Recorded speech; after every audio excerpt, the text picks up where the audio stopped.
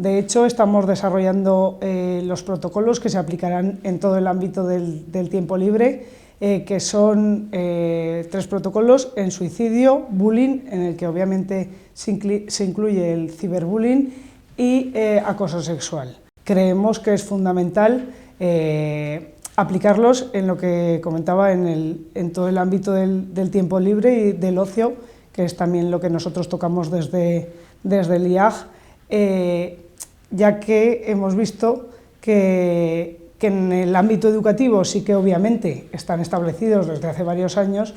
Creo que es fundamental que los jóvenes del medio rural, los jóvenes rurales de Aragón, reciban los mismos servicios de manera equitativa que los que se pueden recibir en la ciudad, y más aún si estamos hablando en lo que respecta a salud mental. Tenemos muy buena relación con el resto de departamentos, con salud mental, con educación, porque creo que es fundamental que vayamos todos en una misma dirección. No tiene sentido que ni en este tema, que es tan importante, ni en otros, cada uno haga su guerra. El objetivo con el aumento presupuestario es potenciar los servicios de salud mental y concretamente las asesorías como tal, con más profesionales durante más horas y en más lugares, dando cobertura y pudiendo atender a mayor parte de la población joven de Aragón.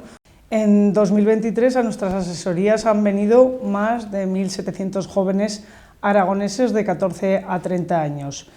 En bienestar emocional, que es la más utilizada, han venido concretamente más de 1.300 jóvenes. El uso de la tecnología en los centros educativos es un tema de actualidad, ya se han tomado medidas y yo creo que positivas desde el Gobierno de Aragón. Tan solo el 16% de los jóvenes en España se han emancipado, y en Aragón recibimos los datos de que 47.000 jóvenes aragoneses siguen viviendo con sus padres porque no se pueden ni alquilar ni comprar una casa o un piso.